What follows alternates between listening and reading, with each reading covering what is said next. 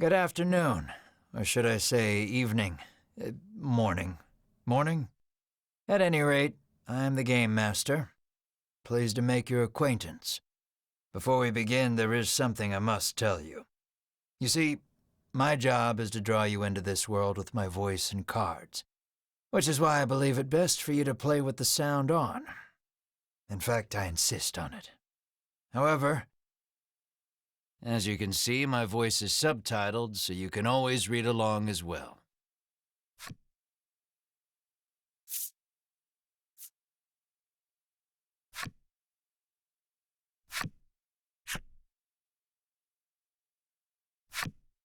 Now then, are you ready?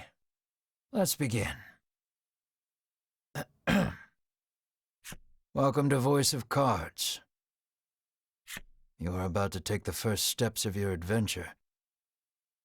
Through a realm of sword and sorcery you will travel, battling bloodthirsty monsters as you strive to realize your ambitions. I have every faith you will accomplish great things here.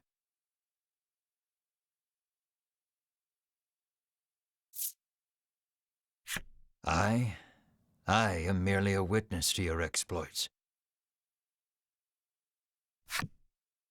Now then, your departure draws nigh. May your journey be a safe one.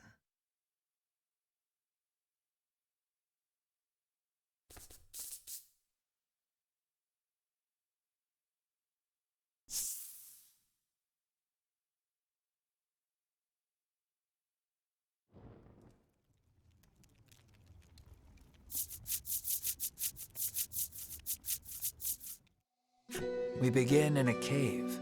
The surrounding rocks are slimy with damp. It feels as if some foul creature could leap out from the shadows at any moment.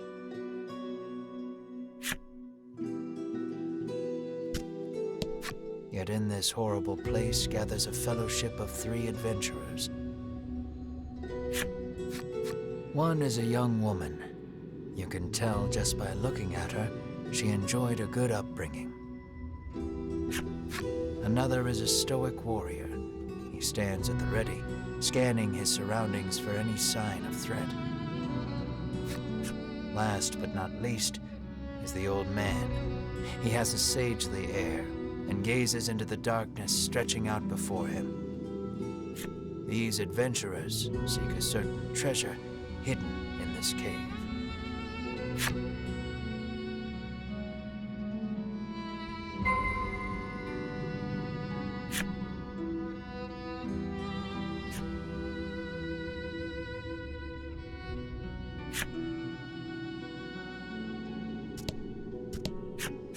An iron door towers before you. It has rather conspicuous handles.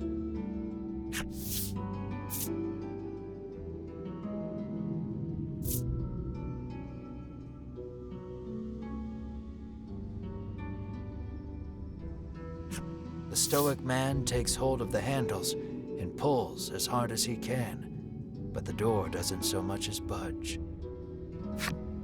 The stoic man winds his leg back and lets fly a powerful kick into the door.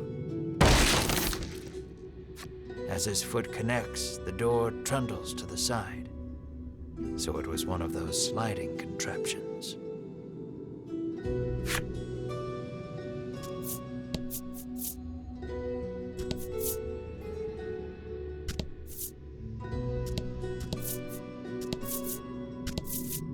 Something leaps out at the fellowship from the darkness.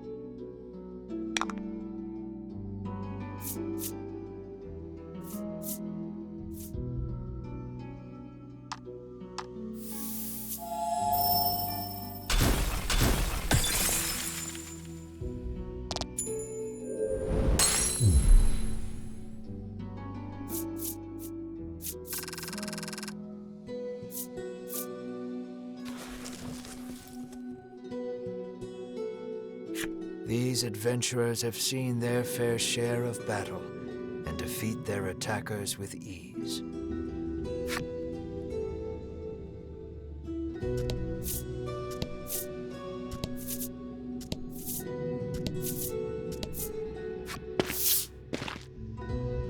As the trio approaches the treasure chest, an awful rumbling resounds deep in the cave. "You shall not have it," a voice growls. Before the wary trio appear creatures the likes of which they've never seen.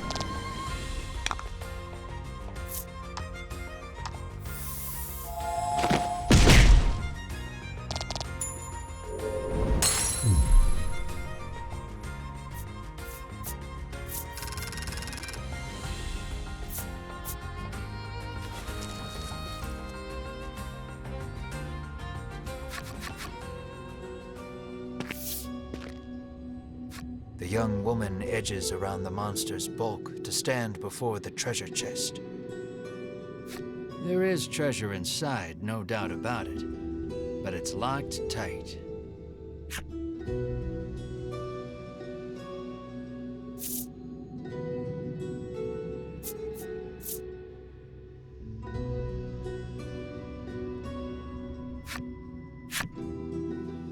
The woman slides the simple key into the lock. The chest clicks open.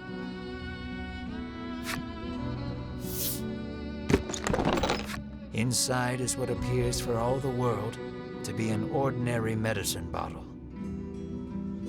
At last, we've retrieved the royal treasure, the old man says. The woman and warrior exchange a nod.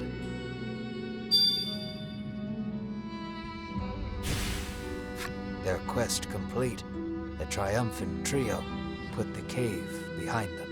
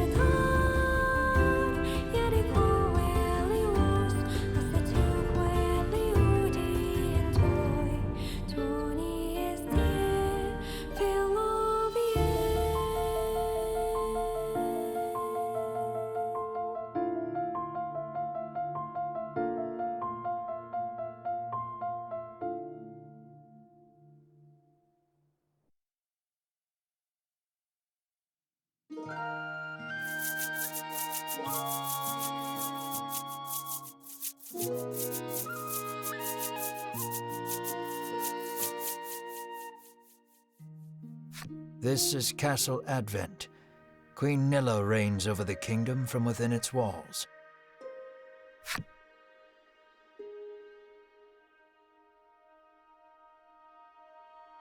In the crowded audience chamber jostle all manner of knights, adventurers, and bounty hunters. The white-robed adventurers stand close to the throne.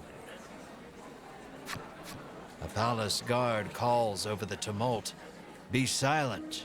Her Royal Majesty graces us with her presence."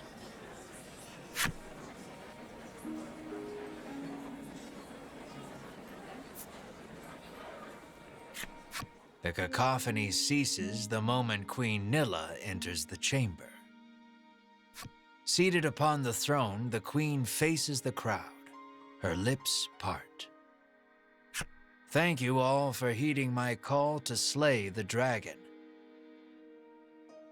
Whatever it takes to defeat this reawakened evil, I ask that you do it. Whomsoever conquers this beast will be honored for ages to come and handsomely rewarded." At that, the gathered crowd cheers loud enough to shake the castle's very foundations. "Leave the dragon to us, Your Majesty," say the white-robed adventurers, as if the beast's demise at their hands is assured. "Indeed, you did well to reclaim the royal treasure," the queen replies. "I thank you, for my stomach becomes most upset without it, so the treasure is a staple of the royal medicine cabinet. It puts my mind at ease to know the Ivory Order offers its aid in slaying the dragon. The trio are disciples of the Ivory Order, a charitable organization beloved the realm over. Indeed, anyone would think this illustrious trio the heroes of our tale. But they'd be wrong.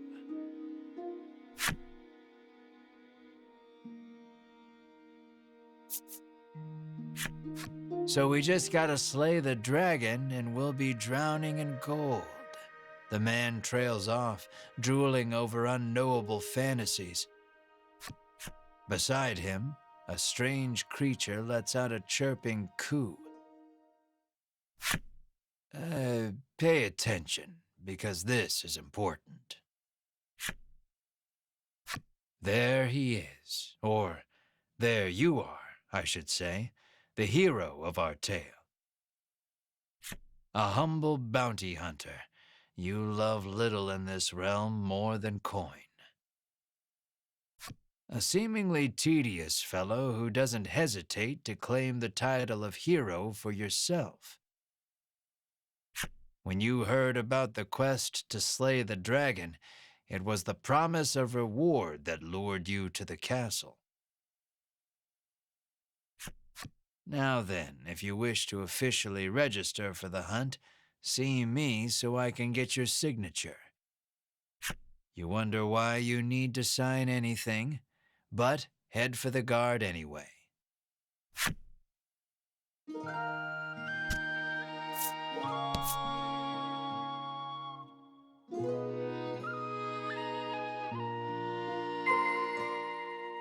Shall we?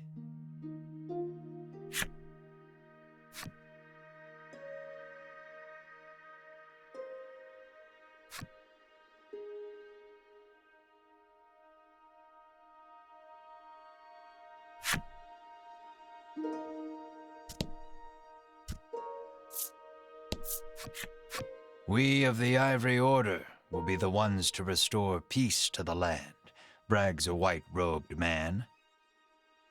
My colleague made me come along, but he didn't mention we were going on a quest to slay the dragon, she says, trembling.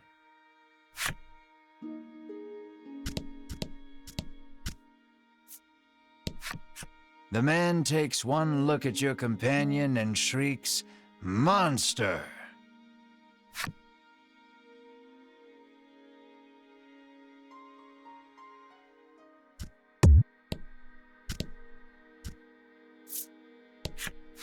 You think the dragon's really as tough as they say? Asks the man, his knees knocking together.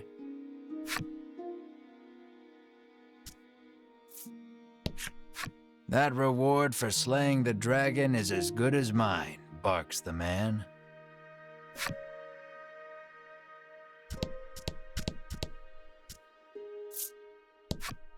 You'll need tough gear if you're going to beat the dragon, the man tells you.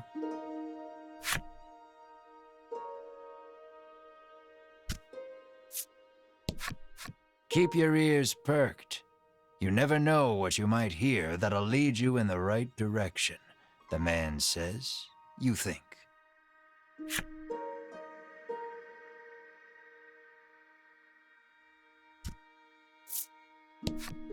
If the heroes of the Ivory Order are hunting the dragon, he's as good as dead, says the man, relief spreading across his face.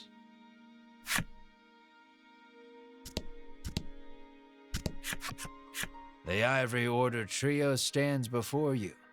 They seem not the most approachable of parties, but...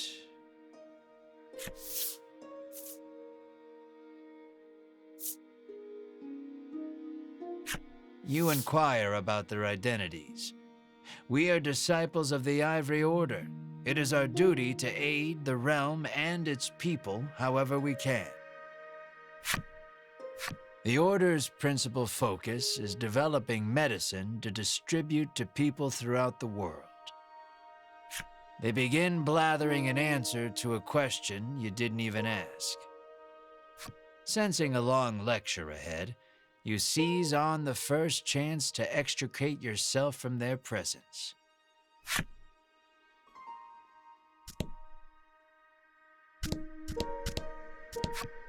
Go talk to the guard on the left to sign your name on the register.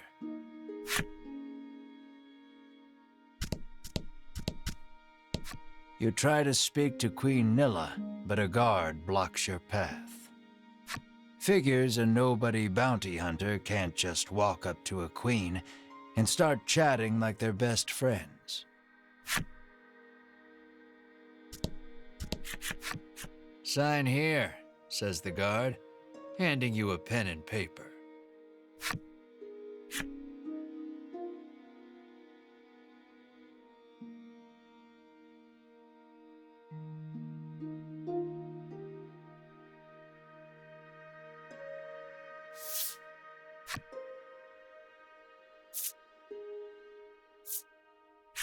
You sign your name. A fine name. After you've signed, the guard motions to the strange creature beside you, the monster too. You sign your companion's name as well, Mar.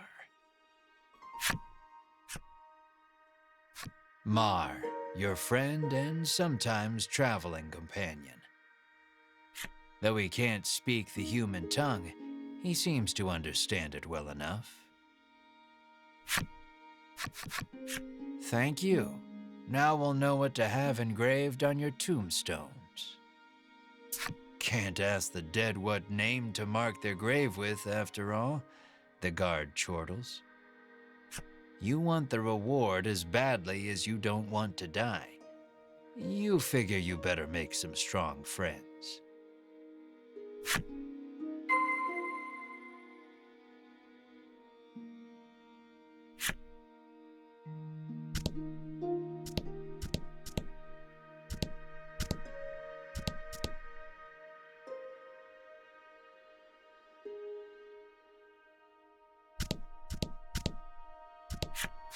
I'll let the Order handle this. Me, I'm heading home.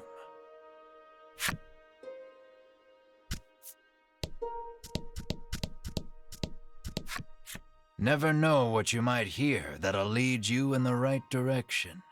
The man wanders off somewhere, muttering to himself.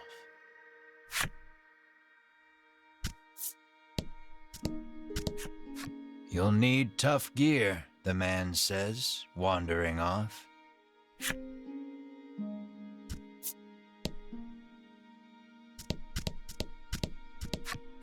You ask him to team up, but he refuses angrily.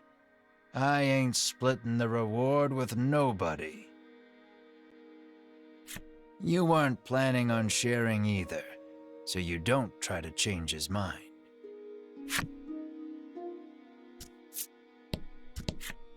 Before you even open your mouth to ask him to team up, he cuts you off.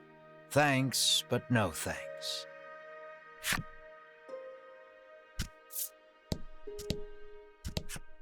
No way am I adventuring with anyone who keeps that sort of creepy company, he says.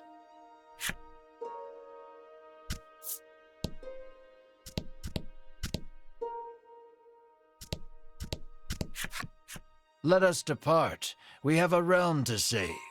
He grabs his less than enthused colleague by the wrist and drags her off. You catch a glimpse of the terrified look on her face, and then the two disappear out of the audience chamber.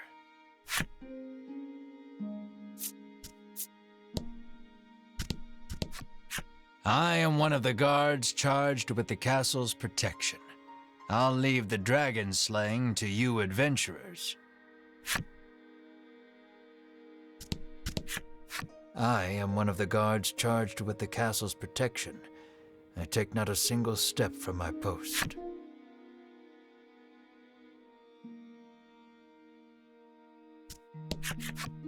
Offer to join forces with the Ivory Order trio? We select few are sufficient to defeat the dragon. We require no additional aid. And we certainly don't require the aid of a no-name wastrel. With that, the trio takes their leave of the castle.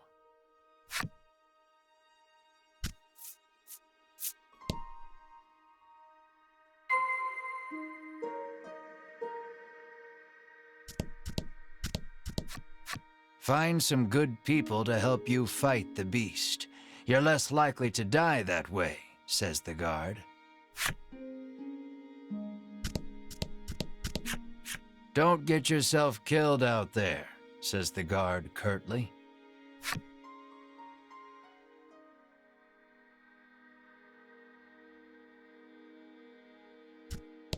You've yet to find any help for your quest.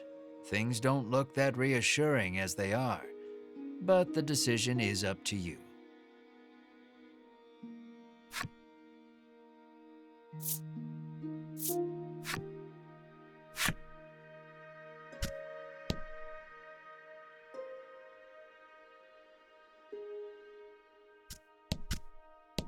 Asking Queen Nilla to join you is beyond preposterous.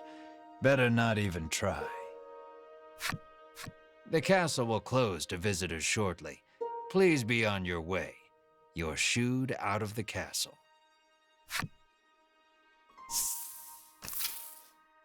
In the end, you set out, just the two of you, to hunt the dragon.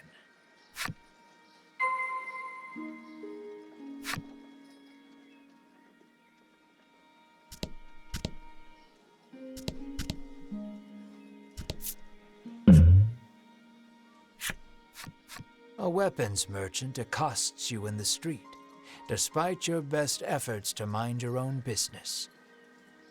He speaks to you in a voice barely above a whisper. You want the most powerful weapon there ever was? He conspicuously checks his surroundings before revealing this weapon of apparent renown to you. To hear him tell it, this is a legendary weapon, and one of its kind at that. It can be yours for 20,000 gold pieces, he says. You can smell the scam a mile away, and yet the aura of this weapon does have something of the legendary about it.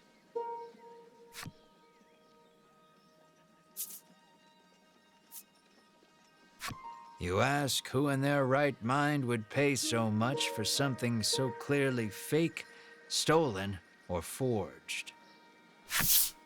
Well, you know where to find me, if you change your mind, he says, tucking the weapon away.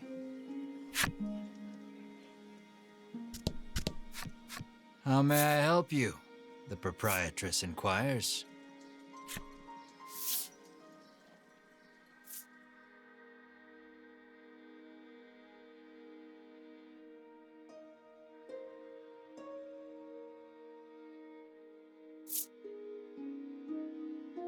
Will that be all? The proprietress asks.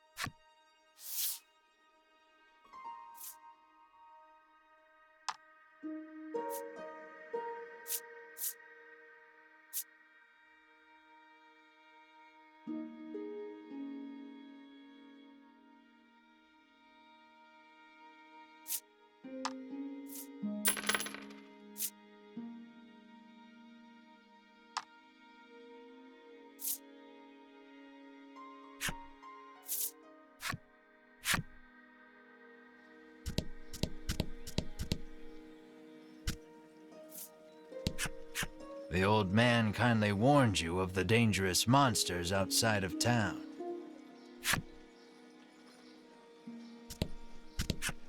The door is shut tight. You spy a keyhole on it, suggesting the existence of a corresponding key.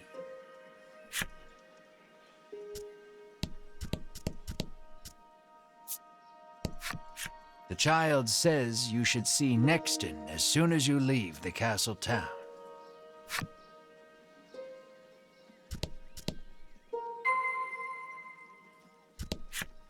You peek inside the carriage shop only to hear the owner call out that they're closed. Guess you won't be making use of them after all.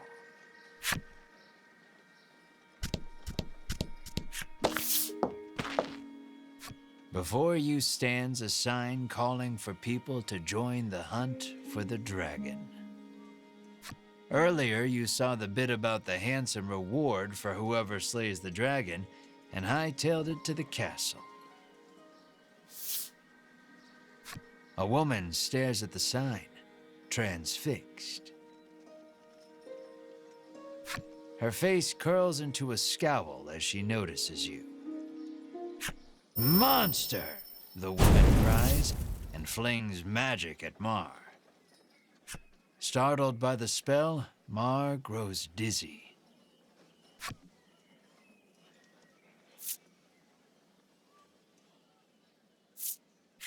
You gather the dizzy Mar in your arms and glare at the woman.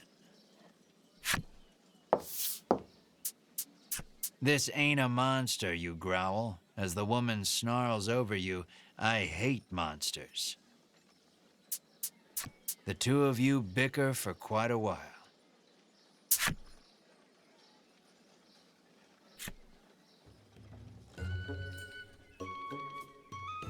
In the end, the woman admits she may have jumped to conclusions, but stubbornly refuses to apologize. Inwardly, you call her unsavory names as your attention shifts to a different topic of conversation.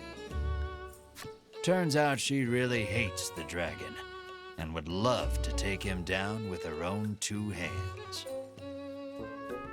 But she knows she's no match for him alone, so she's at a loss for what to do. When you tell her you're after the same thing, she squints down her nose at you. Fine, she says. I can help you.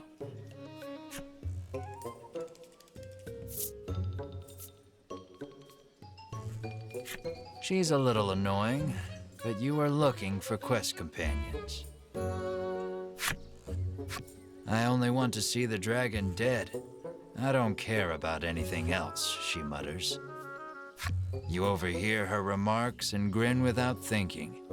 Then you don't care about getting a share of the reward. That suits you perfectly. You happily join forces with the black-clad woman.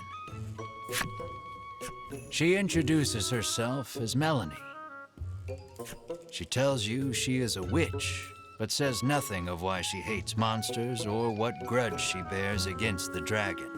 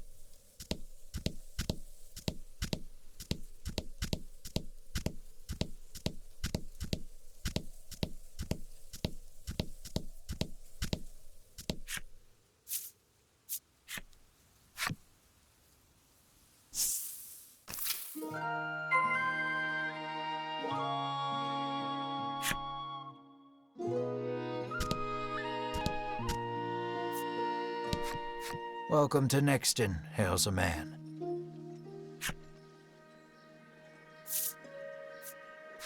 The man doesn't respond to any question except to parrot back his original greeting.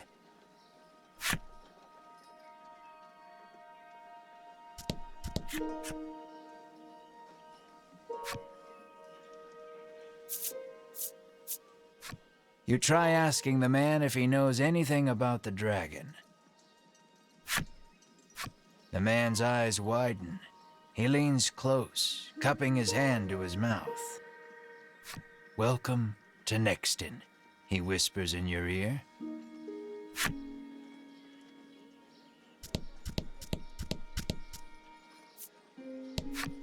The woman tells you she's so terrified of what might happen if the dragon attacks the town, she hasn't been able to eat.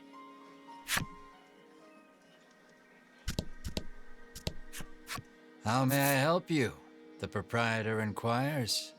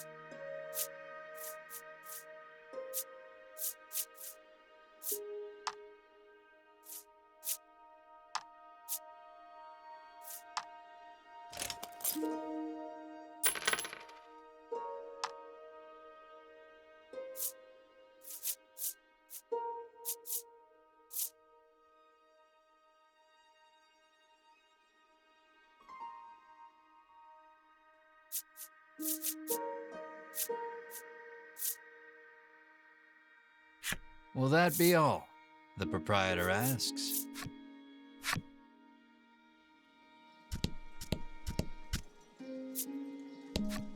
The man helpfully advises you take the opportunity to purchase equipment and curatives while you are in town.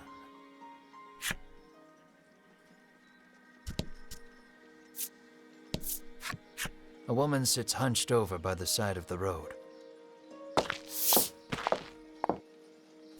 Upon catching sight of you, she calls out for your aid. She's sprained her ankle and needs you to take her to the nearby apothecary.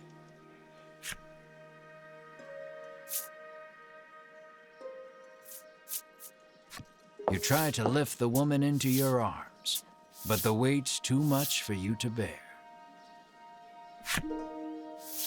You lay the woman back down where you found her and mutter a quiet farewell before turning to leave. Upon seeing that, Melanie snaps. What kind of person are you?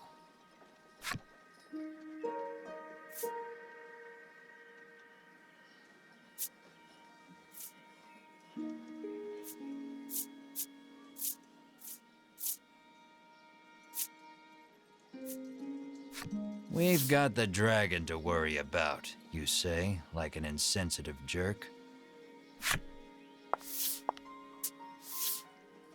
Ignoring you, Melanie gingerly helps the woman up. Mar bends so the woman can get on his back, and the two of them head off in search of the apothecary. You watch them walk away for a moment before following, complaining to yourself about what a waste of time this is.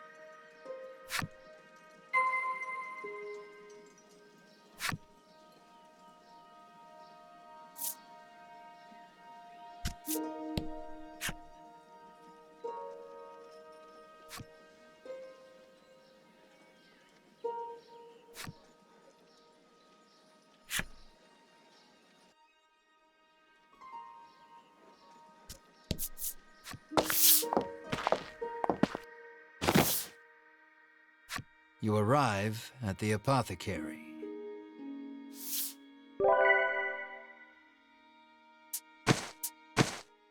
After taking a curative, the woman begins hopping up and down.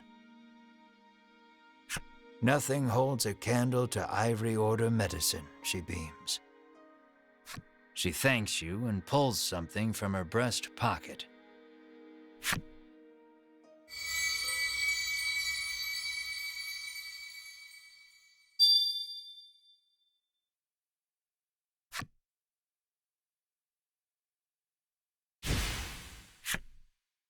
You've helped someone, albeit not quite out of the goodness of your own heart. It might be a good idea to do that again, should you come across anyone else in need of assistance.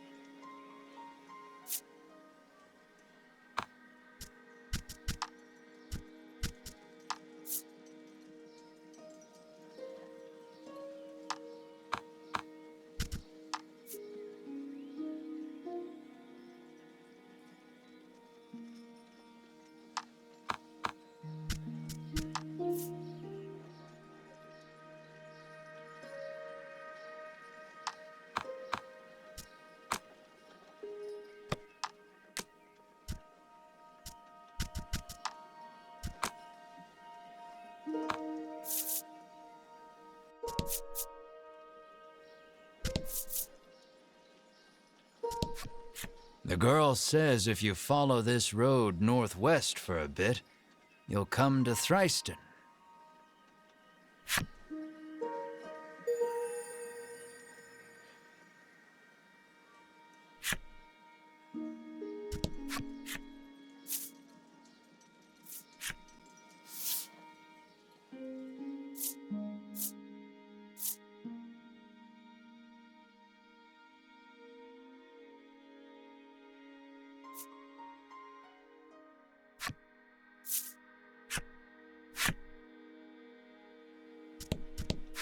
How may I help you?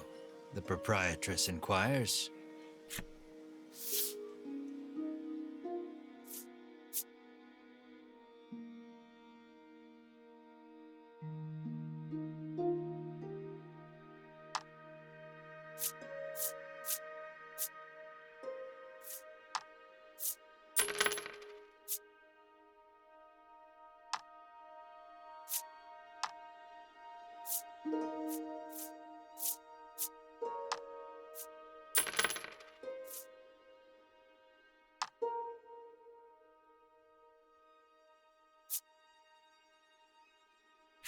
Will that be all? The proprietress asks.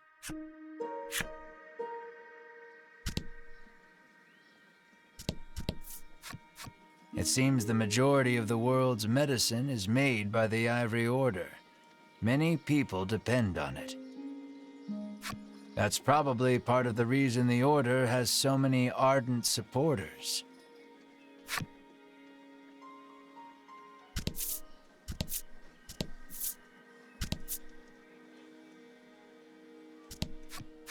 On your way to defeat the dragon, are you? The innkeeper inquires as you set foot inside. The innkeeper gives you a room free of charge in a show of support for any and all who wish to defeat the dragon.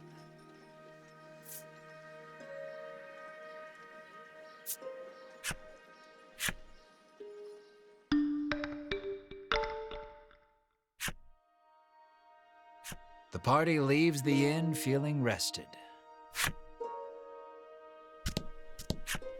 Apparently, a monster researcher lives in Thriston and might know something about the dragon.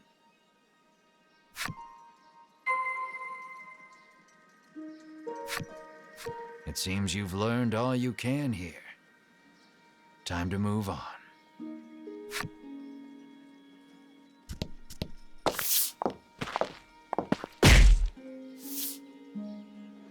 As your eyes roam everywhere but the path you walk, you barrel right into someone.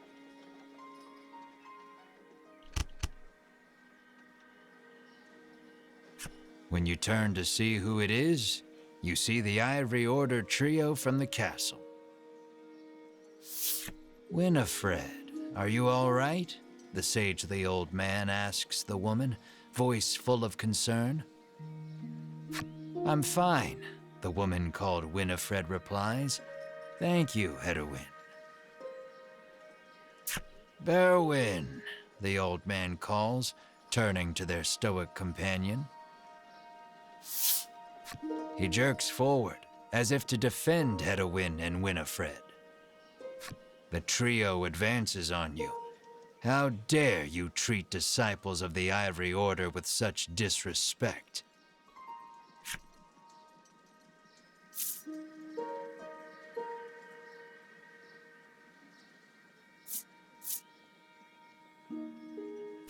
They're the ones who ran into you, so if anything, they should be apologizing.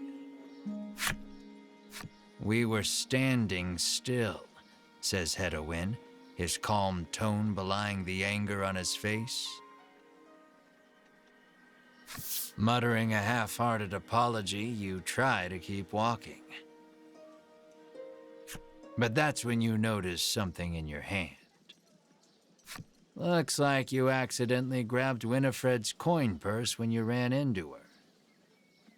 Thief, bellows Berwin, drawing his weapon. Guess you've got to fight your way past.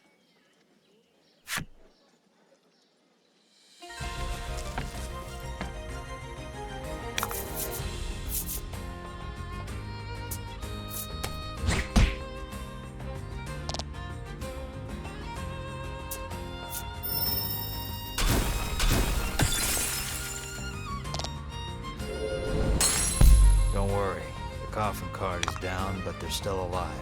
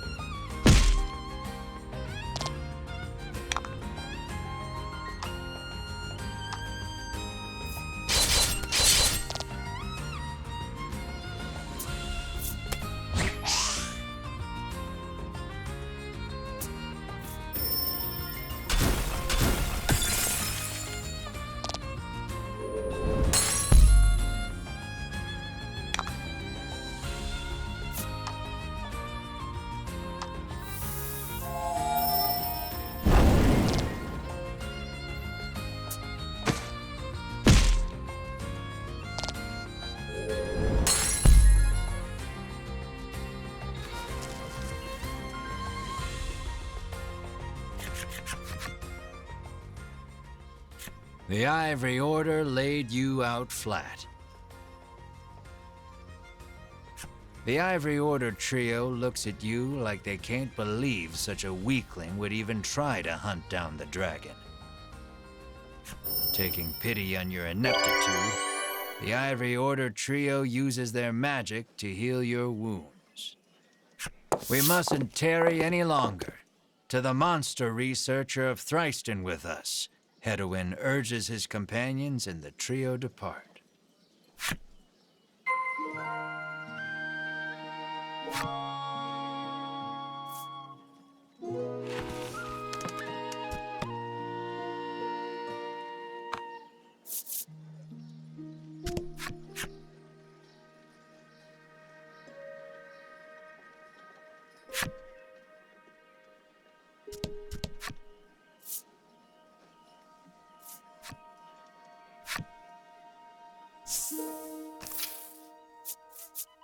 Aimless wandering can be fun, but if you want purpose and direction, I'd suggest sticking to the path.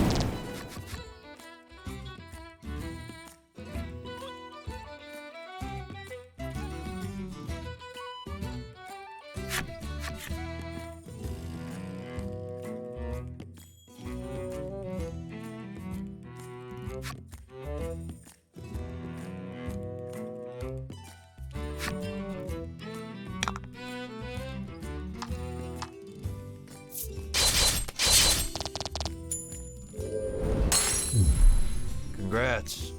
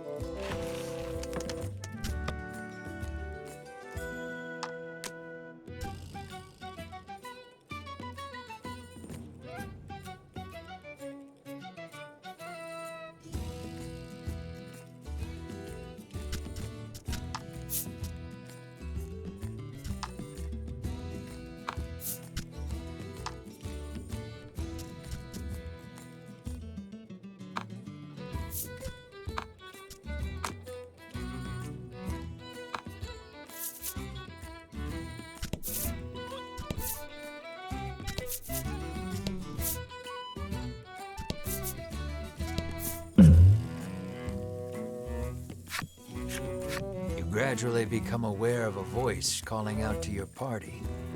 Looking around, you spy an old man, a traveler like you, perhaps, stuck in a hole and flailing wildly. You yank the old man free. "Oh, while you're here, would you mind taking me to Nexton?" he asks. It seems an old friend of his lives in Nexton, and he'd like very much to see this chum. He says he'll make it worth your while. Will you show him the way to Nexton?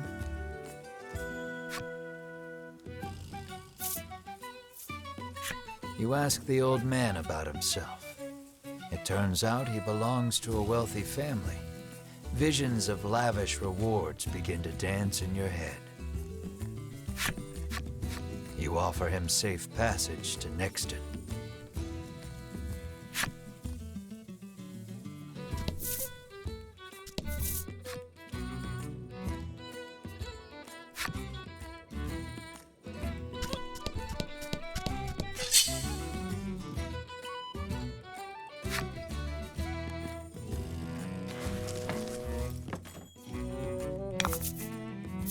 Let's do this.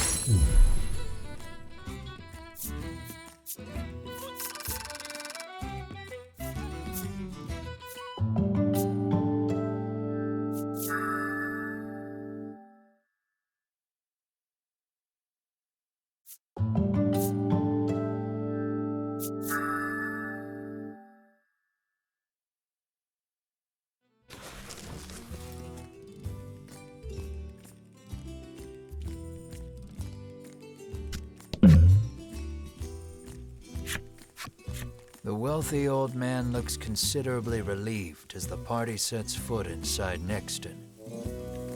He reaches into his pack and hands you a pouch full of gold.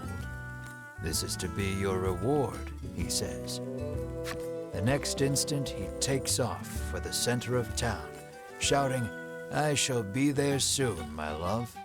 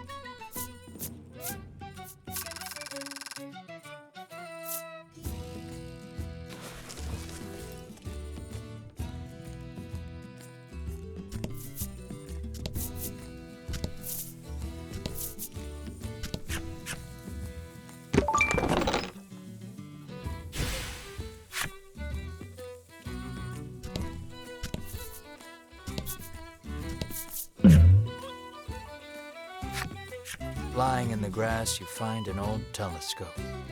You figure a look at the path ahead can't hurt, and pick it up.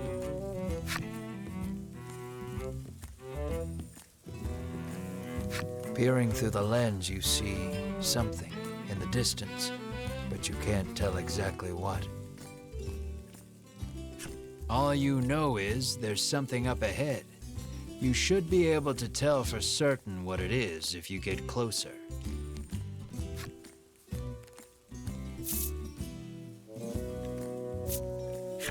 You leave the janky telescope where you found it and make your way cautiously toward what you saw.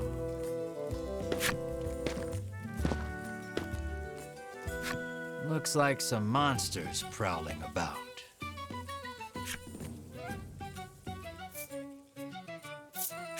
You do the monsters a solid and leave them in peace.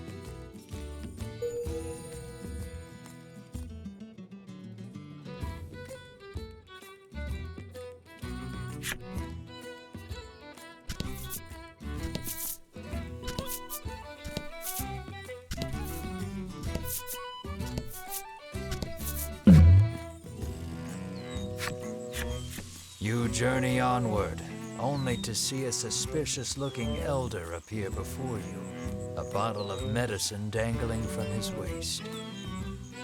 He proclaims himself a man of medicine who has discovered a revolutionary new curative. He would have one of your party drink it as a test. There's no harm in trying it, he boldly claims. Well,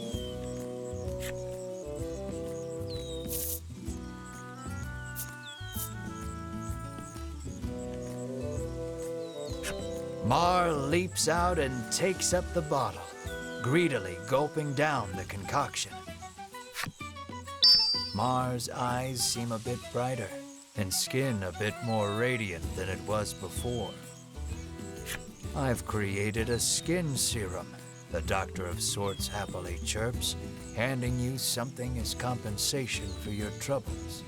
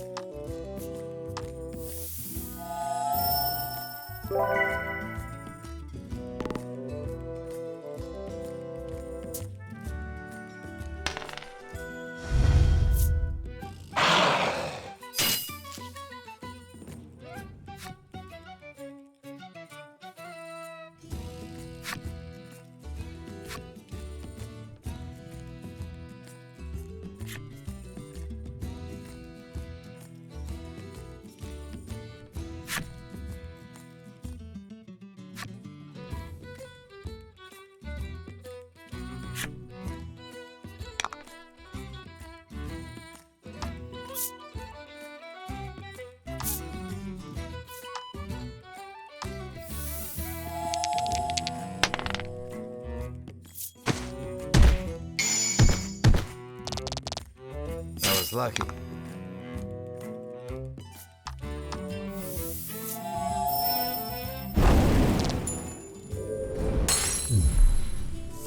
You did great.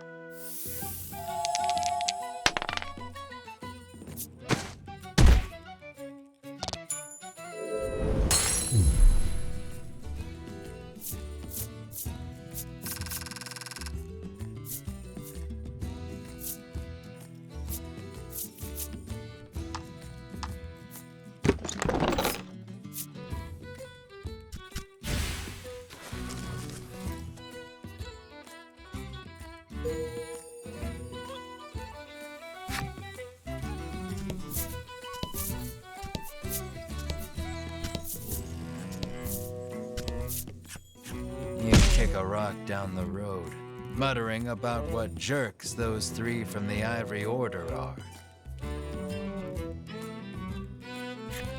Cut it out, chides Melanie. She warns you your anger will only come back to bite you in the rear. You grumble, but your sulking is cut short when out of the thicket leaps a monster. The rock you kicked must have hit it because it is really mad. Brace yourself for battle.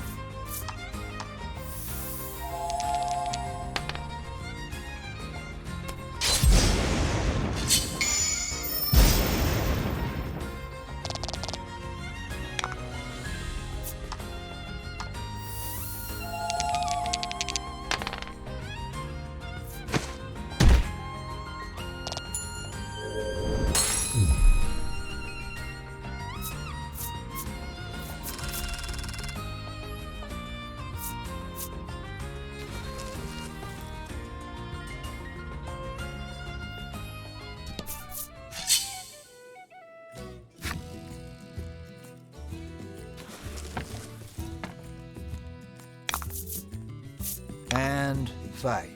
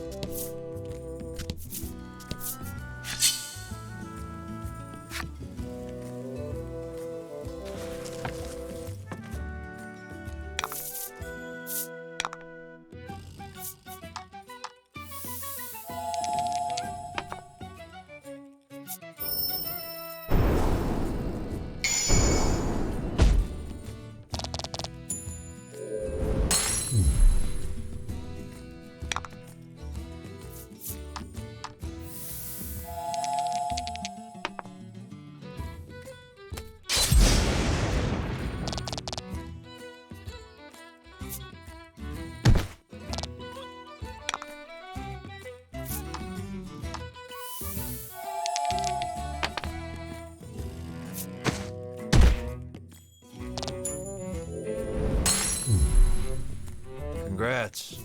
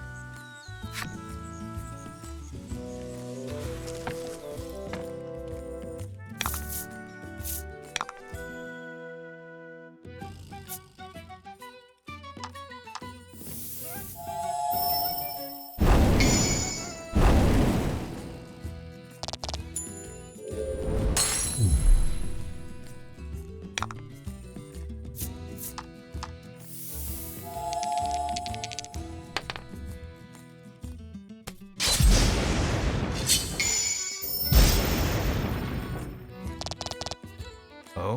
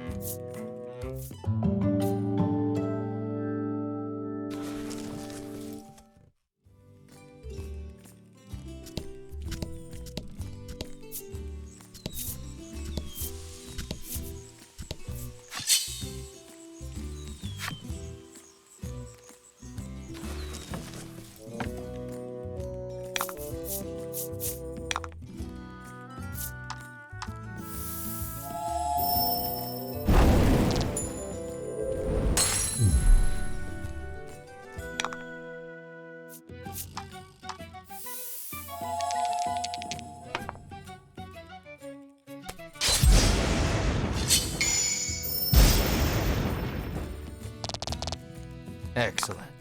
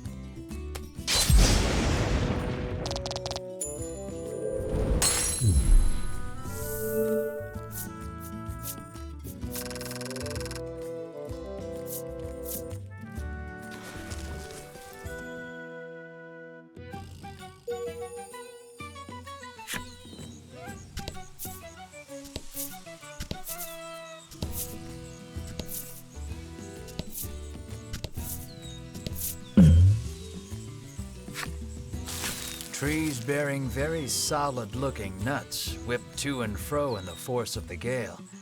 This doesn't bode well for you.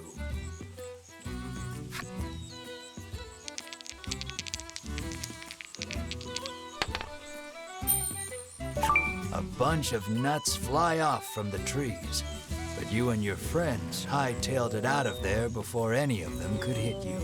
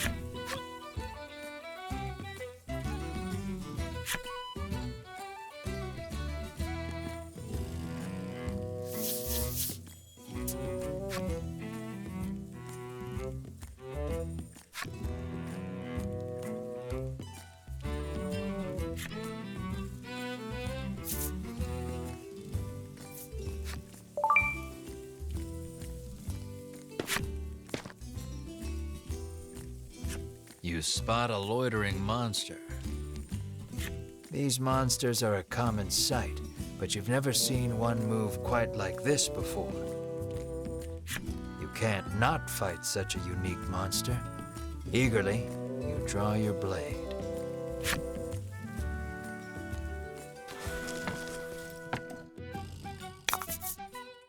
And fight.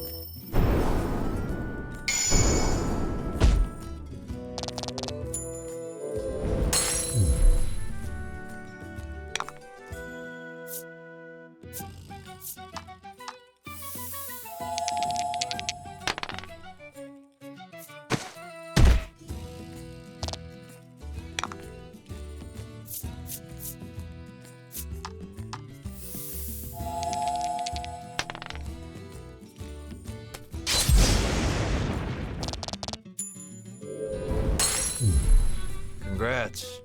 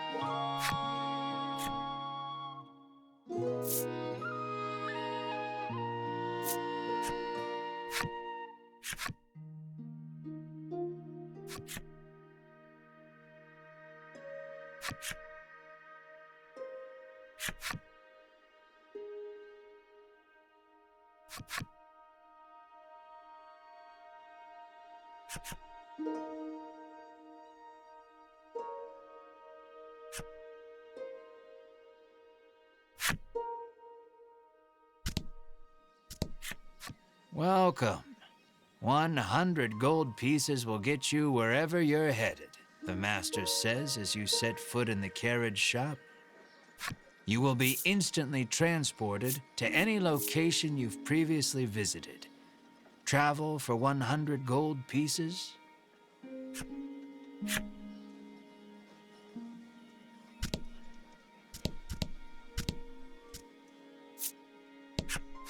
It seems the sound of a flute could once often be heard coming from the doctor's house. His neighbors complained about the noise, though, and all has been quiet since.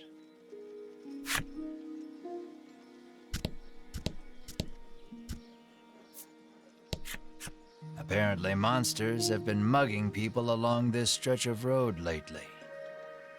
The Ivory Order is searching for where they're stashing the stolen goods.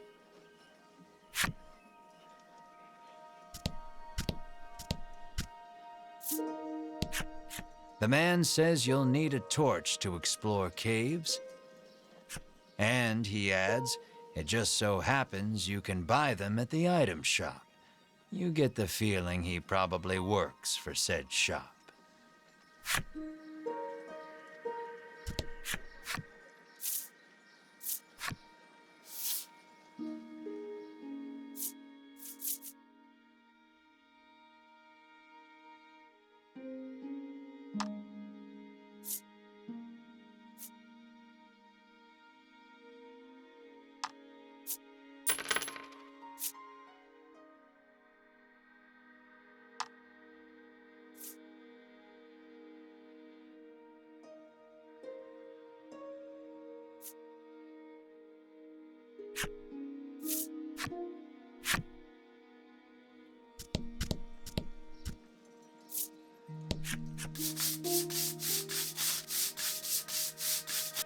The man scours his skin with a washcloth, trying to rid himself of all odor. Apparently, he blames his natural musk for his unlucky love life. You catch a whiff of scent wafting off him. It is rather pungent. An idea strikes you. Maybe getting rid of the toxins within the body would get rid of the odor without, too.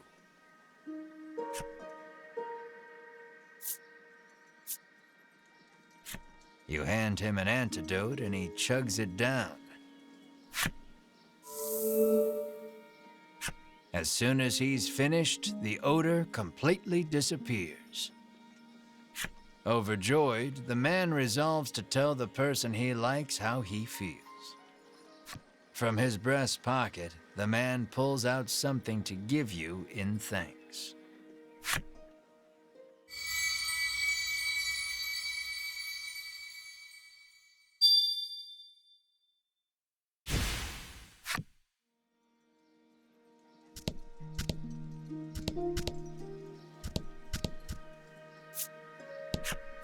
The woman, who fashions herself a missionary of love, haughtily cries she's too beautiful and popular for her own good.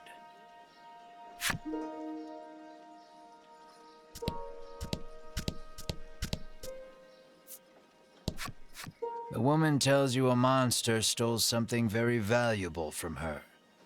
If only someone could get it back for me, she sighs. What did it steal, you ask? Medicine, says the woman, to give my skin a lustrous glow.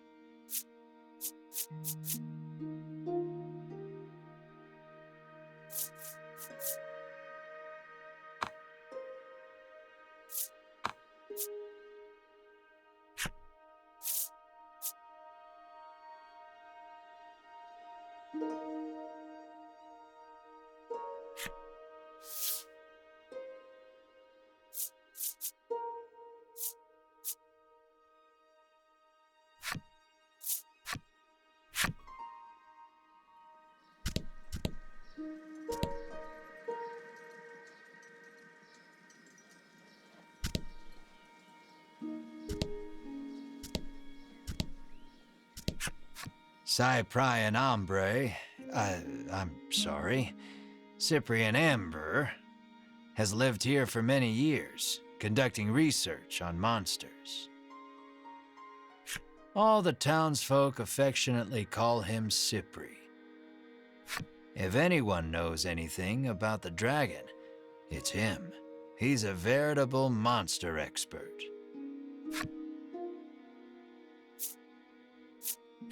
You ask Cypri if he knows anything about the dragon. He says he'll tell you if you do him a favor. The monsters stole a precious treasure from him. If you reclaim the treasure, Cypri promises to tell you all he knows about the dragon.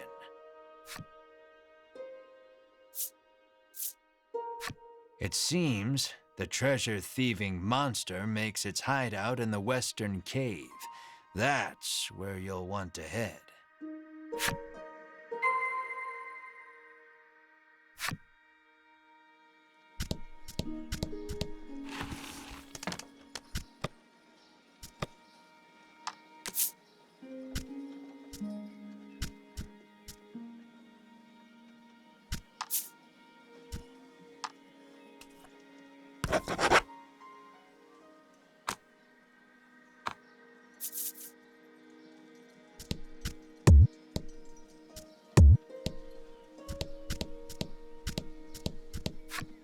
This is the game parlor. Come play cards, the boy at reception calls.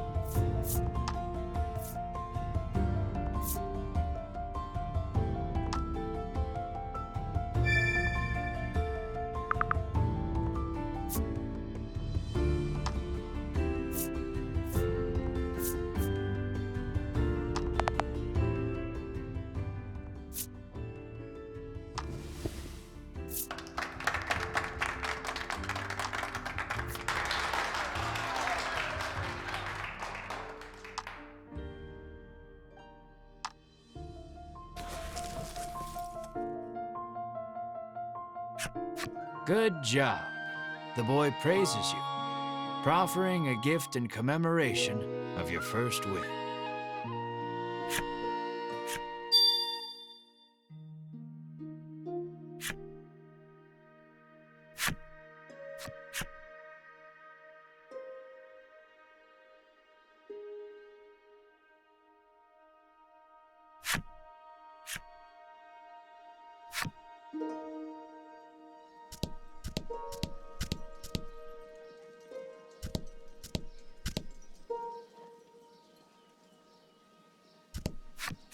Well, if it isn't the head of the National Inn Association's son, the innkeeper blurts out, overcome with surprise. You've clearly been mistaken for someone else, but the innkeeper looks so excited that you dare not burst her bubble. Your room is free.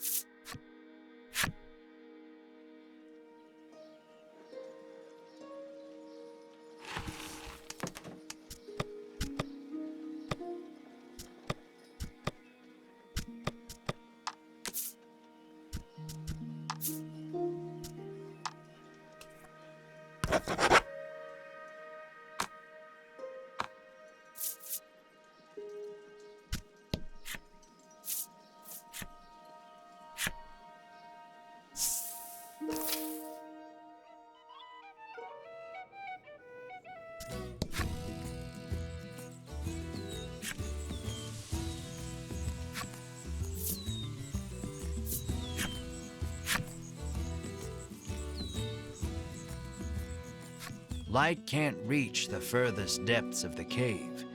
It may be impossible to proceed without a torch.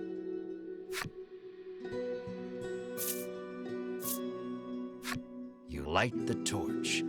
It'll be much easier to explore now with your surroundings better illuminated.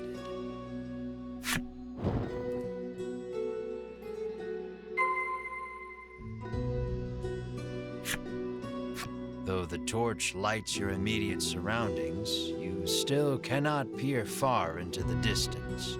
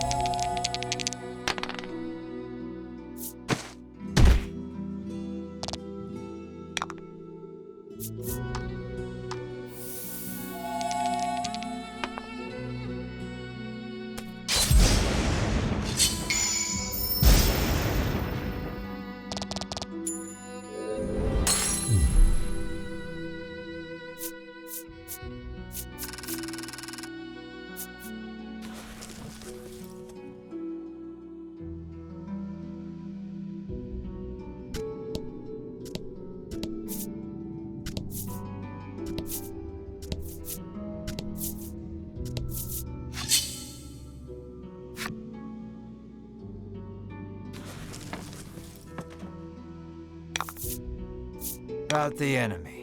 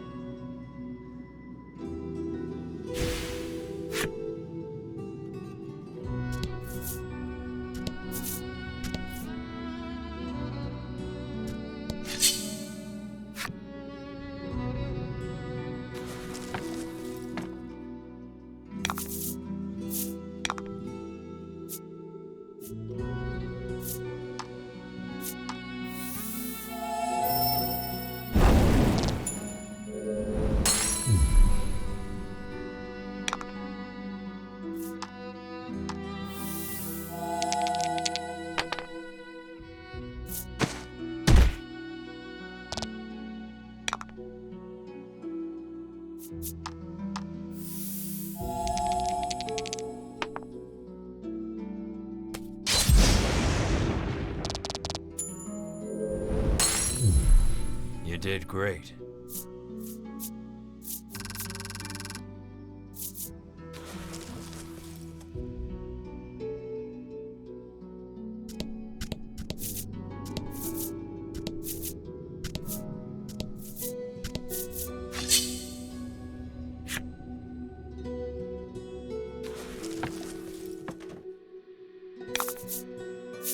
And fight.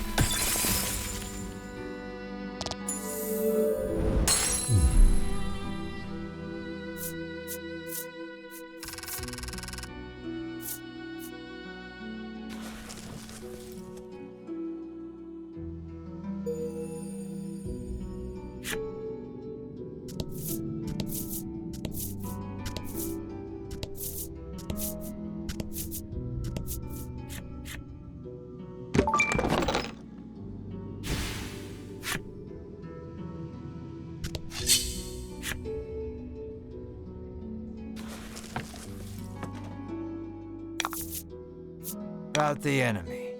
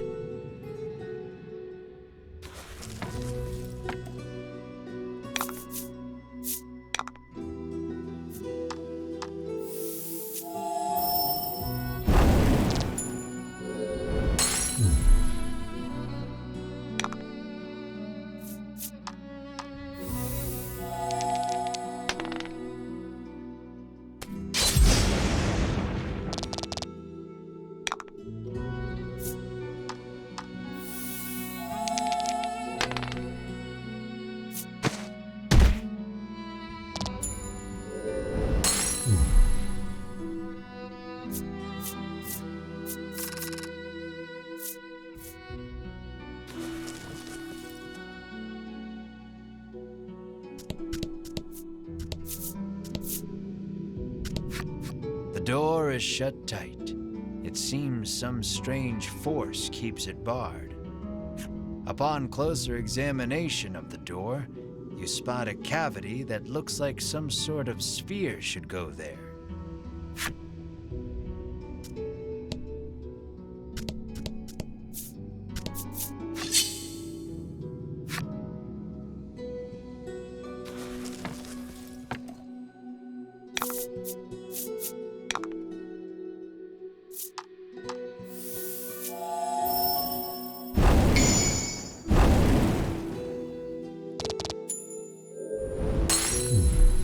Excellent.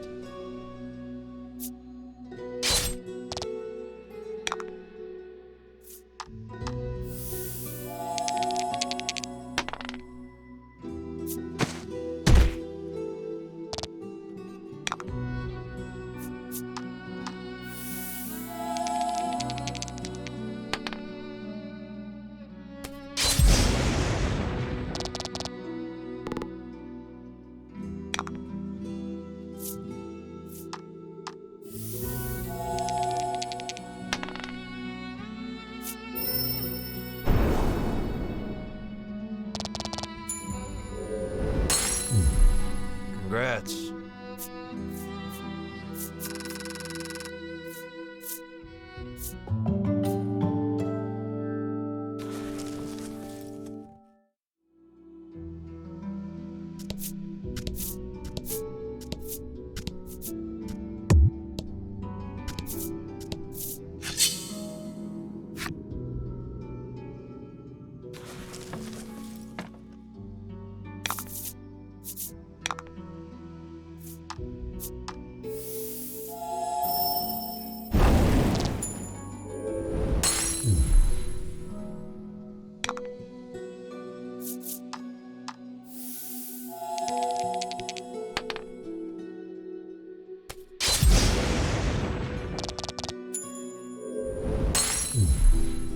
work.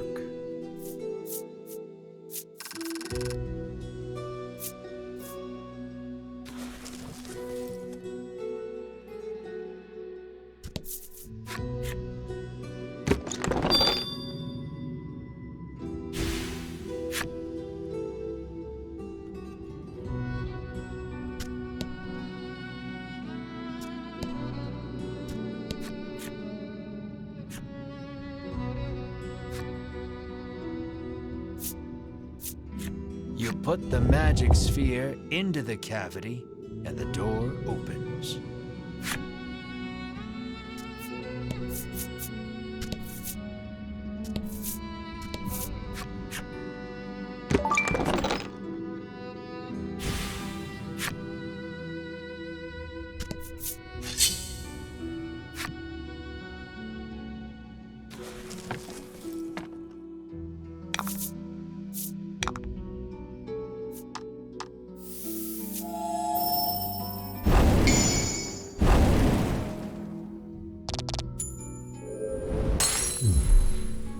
Good work.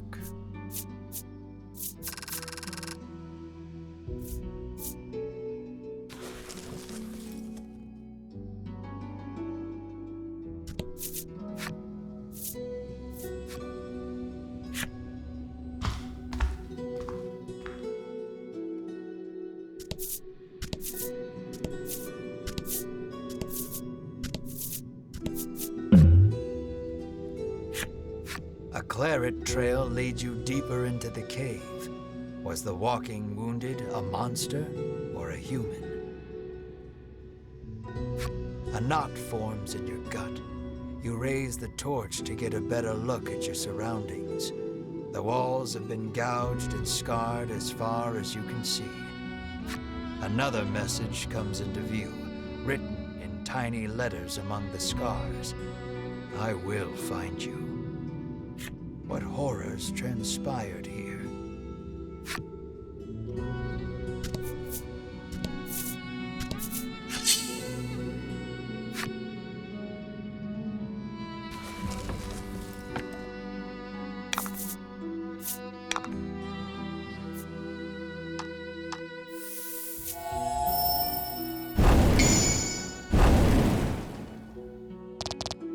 Fortune favors the bold.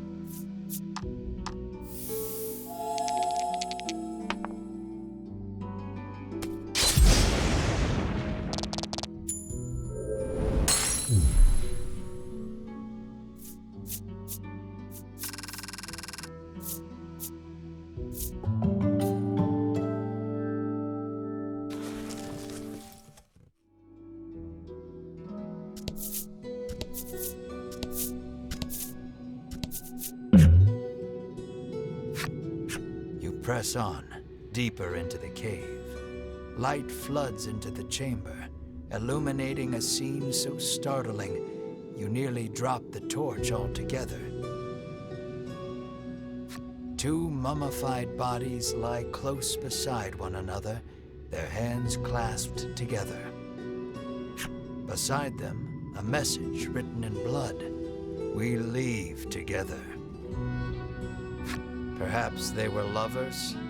Whatever the case, you notice the bellwether nestled in their hands. You gently pry it free, bend a knee, and say a small prayer for the dearly departed.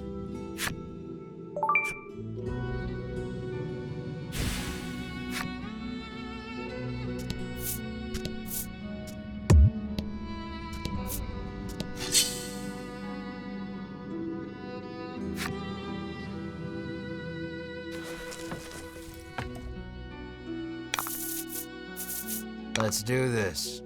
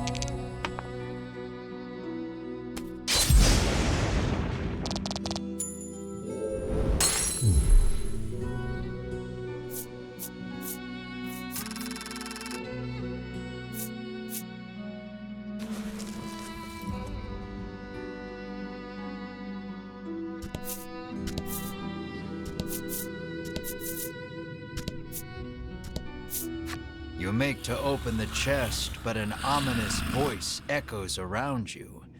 I will not relinquish my hoard. The next instant, something leaps at you out from the darkness.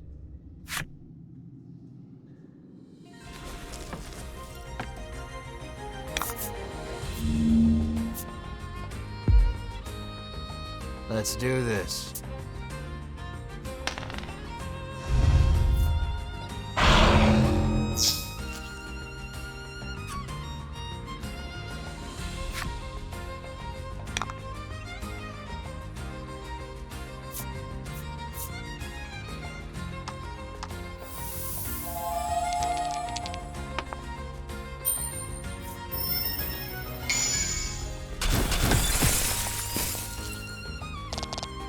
That was lucky.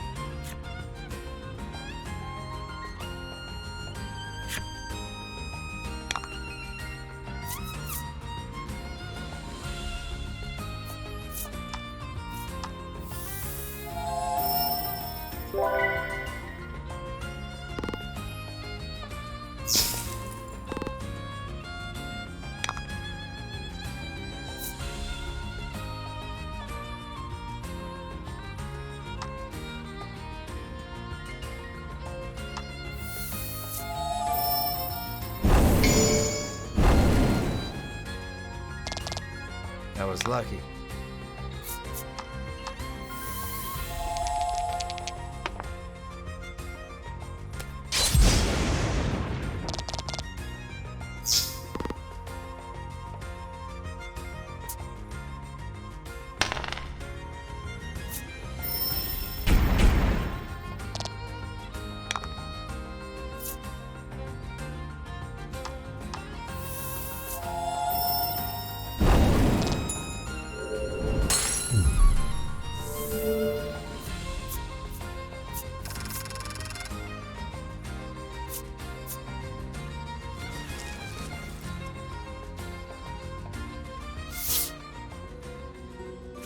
monster defeated, you turn toward the treasure chest.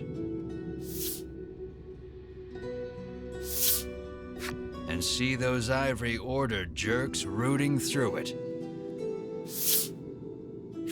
You rush over, but you're too late to stop them. Sweet of you to take care of the monsters for us, trills Winifred, favoring you with a smile. Tucking the spoils from the chest safely into a bag, the Ivory Order trio stroll away whence they came. Knowing you couldn't stop them if you tried, you can do nothing but stand slack-jawed and watch them go. The chest is empty, save for a ragged doll. Nice of them to leave us the trash, you grumble in irritation. For some reason, Melanie picks up the ragged doll.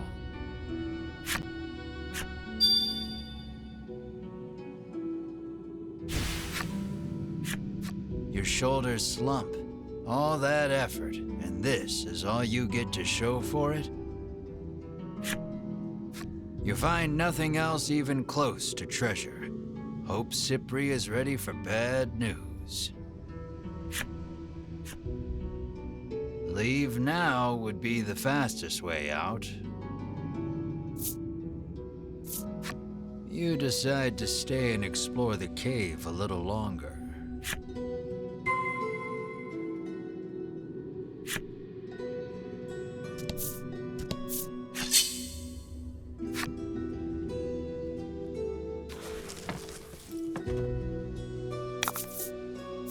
Don't hold back.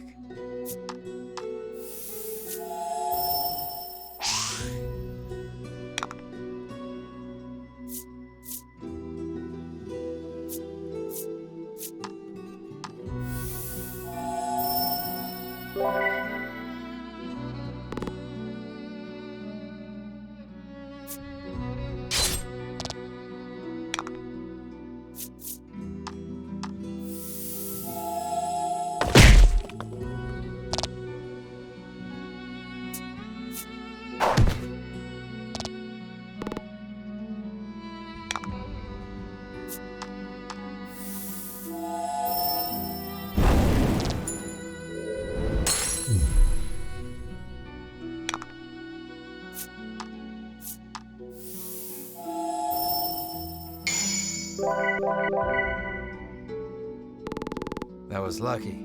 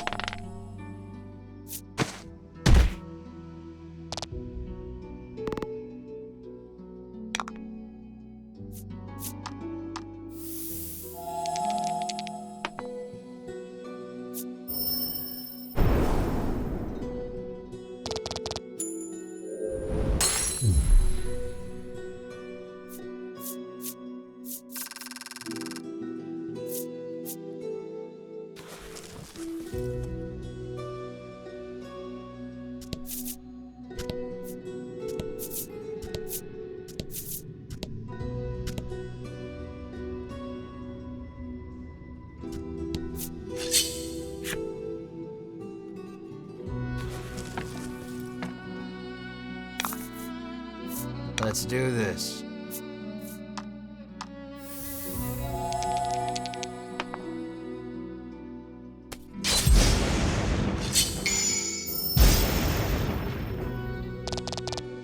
Excellent.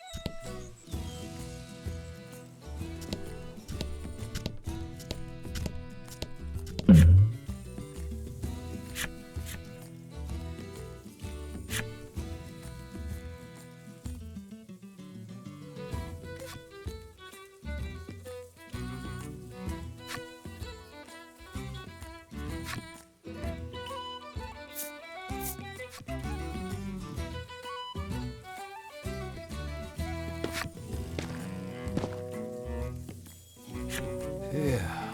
Looks like it was only an old woman.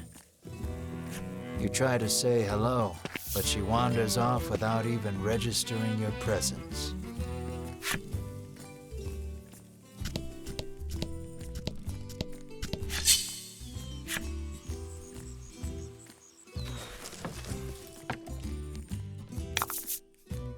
And fight.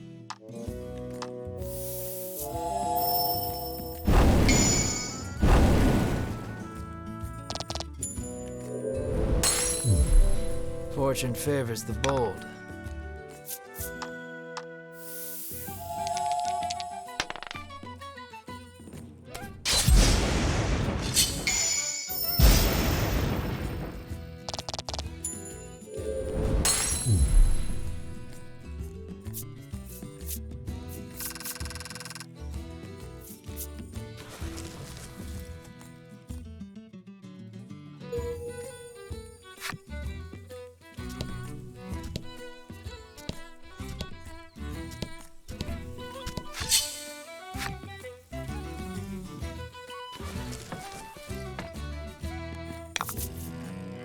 About the enemy.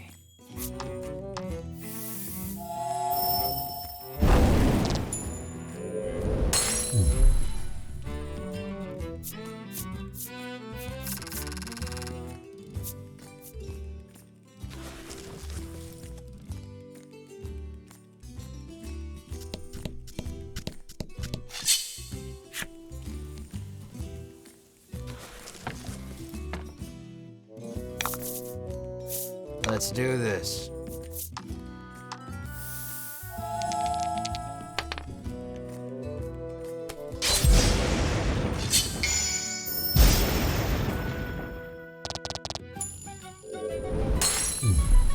That was lucky.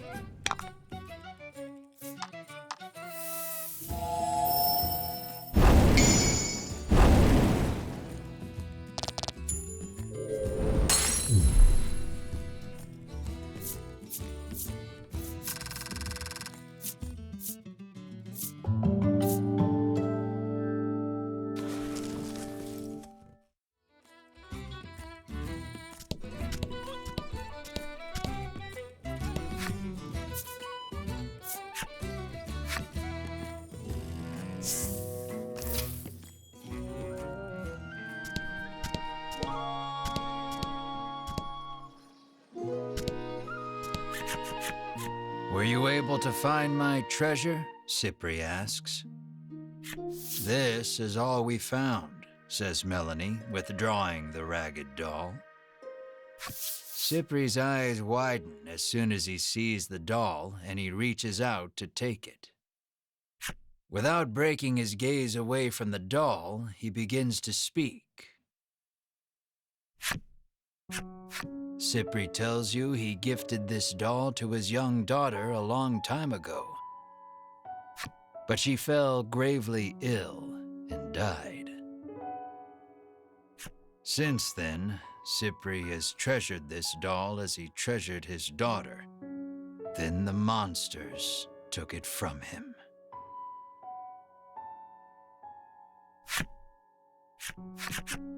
Cypri turns to Melanie, his head bowed deeply in gratitude. So you reclaimed the treasure by complete accident. You step closer to Cypri.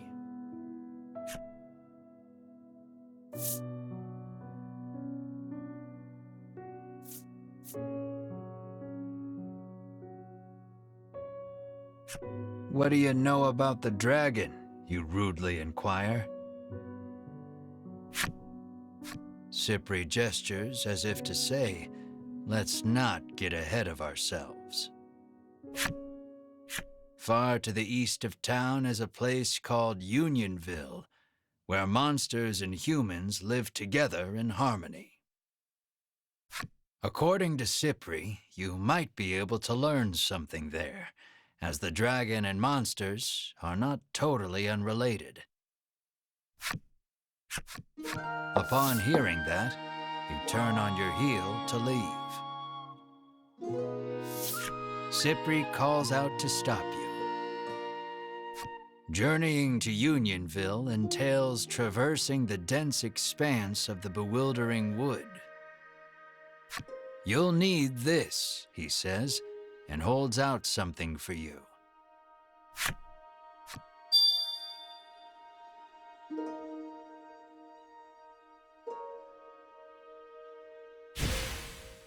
You won't make it through the bewildering wood without it, Cypri says. Your sights set on the distant Unionville, you resolve to navigate through the bewildering wood.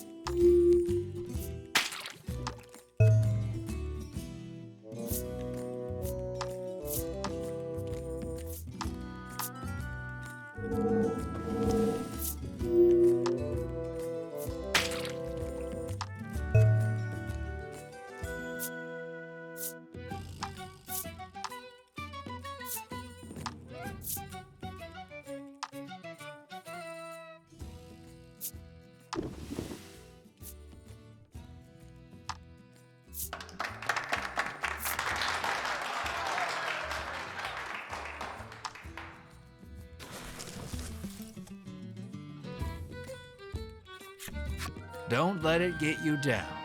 Come play again, says the boy, waving.